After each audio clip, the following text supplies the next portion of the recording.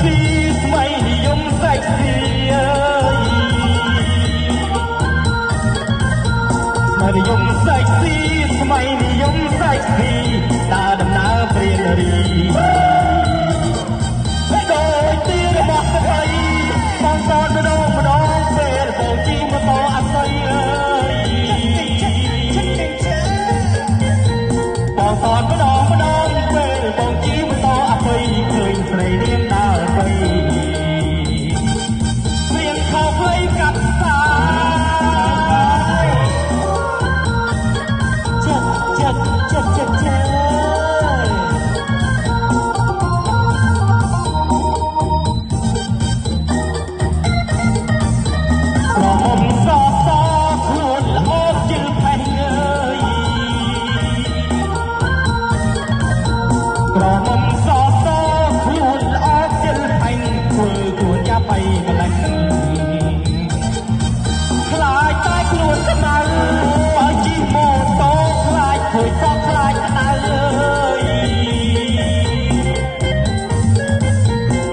ជីម៉ូតូខ្លាចធ្វើសក់ខ្លាចក្តៅ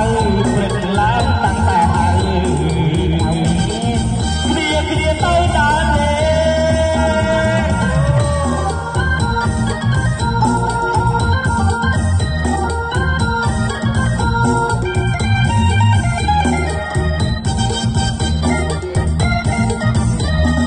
យូរវៀងវៃប្រុងស្រីកំប្រហែង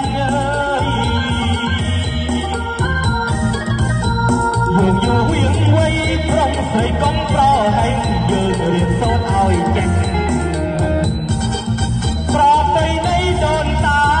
ធ្វើខ្លួនឲ្យសមតាមច្បាប់ខេមរាញាប់ពេកហើយធ្វើខ្លួនឲ្យសមតាមច្បាប់ខេមរាទៀតយើងបានថ្លៃថ្លាស្បៃបាយទៅសាក់កោ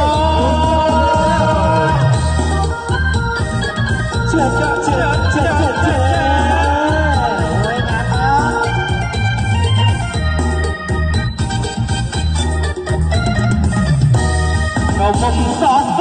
ខ្លួនល្អជិលផេះអើយ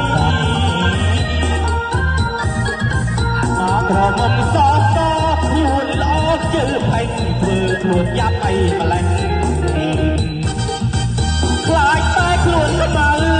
បើជីម៉ូតូខ្លាចធ្វើសក់ខ្លាចក្តៅអើយបើជីម៉ូតូខ្លាចធ្វើសក់ខ្លាចក្តៅព្រឹកឡើងតាំងតែហើយគ្នាទៅដើរលេ